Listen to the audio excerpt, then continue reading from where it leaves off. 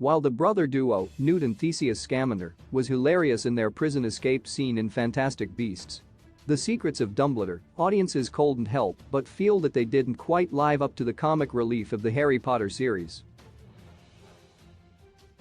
This could be because the Fantastic Beasts movies feature adult characters, causing the films to miss out on the teenage mischief that is often associated with its parent series. However, it could just be that the movies are missing the Weasley twins. Fred and George were easily the funniest part of both the Harry Potter books and movies. They were energetic, witty, troublemaking, and too clever for their own good, which made them two of the most unanimously loved characters in the franchise. Of course, this makes them the perfect subject for some good internet memes, which all seem to perfectly sum up their hilarious characters. The Weasley twins would never forget it. Book fans know that throughout Goblet of Fire, Fred and George were making great efforts to save up enough money to begin their joke shop business, to no success. In fact, they wound up swindled out of their savings when Ludo Bagman tried to duck out of paying them for a bet. All seemed lost.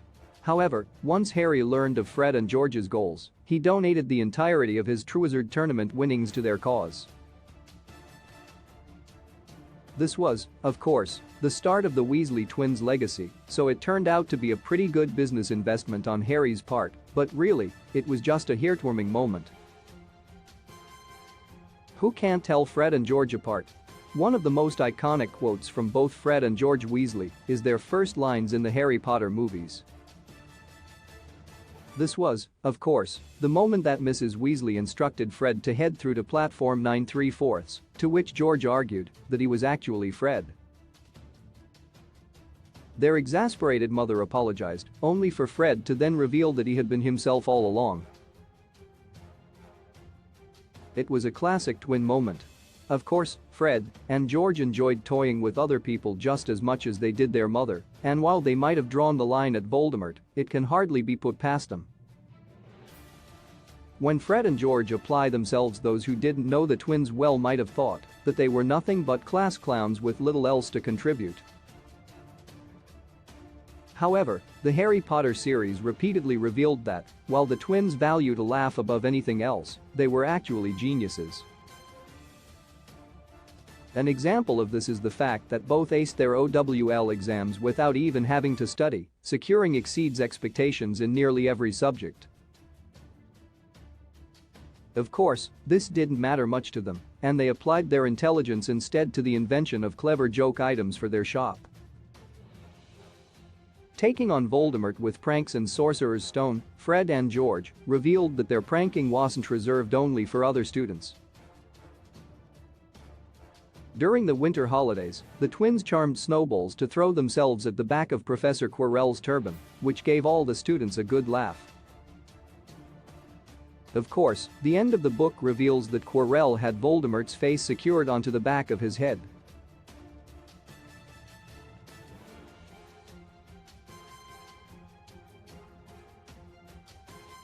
It's all good business. Fred and George were always good for a laugh, but there were a few times that their pranking bordered on problematic.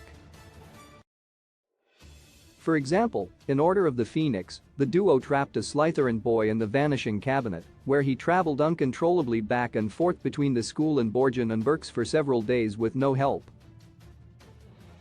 Even after their school days, Fred and George enjoyed sponsoring mischief. They invented a potent love potion and provided services to buyers to help them smuggle the potion into Hogwarts or other forbidden areas. It was not exactly ethical, but as long as it caused chaos, they didn't care. They learned from the best in The Prisoner of Azkaban. Book fans began to learn more about the Marauders map and the fact that it was created by James Potter and his friends, together called the Marauders. As their mischievous adventures were revealed, it became clear that they were much like Fred and George, especially James and Sirius. This started a trend of imagining what it would have been like for the twins to meet the Marauders in their heyday. But, of course, they were far more connected with each of them than they ever realized. Honestly, woman, you call yourself our mother while Molly Weasley always made sure that her children were well fed and cared for. It was no secret that she showed some favoritism. She certainly paid the most attention to Harry when he was around, but when it came to just her own kids, Fred and George still didn't rank very high. Even Percy was thought of more highly than them, since he had ministry aspirations, while the twins just wanted to open a joke shop, apparently not her dream for her sons, even though it became wildly successful. Don't mind George. One of George Weasley's funniest scenes in the Deathly Hallows movie is when he completely ruins a romantic moment between Harry and Ginny. As they kiss, he sneaks through the scene, toothbrush in tow. After placing the toothbrush in his ear, George takes a sip of his drink and gives a pleasantly drawn-out greeting, subtly reminding Harry that Ginny is his sister with his look. It was a moment that wasn't in the book but memorable all the same. The unmistakable voices. Part of what made Fred and George so charming was the performances from actors James and Oliver Phelps, who perfectly embodied the characters described in the Harry Potter books. After so many years, it has become impossible to read a scene involving the Weasley twins without picturing the Phelps brothers or hearing their voices. This is due to the iconic dialogue between the two, in which they would switch their lines in rapid succession. This is a bit of a stereotype regarding twins, but it fits their characters so well that it was easy to accept in the films.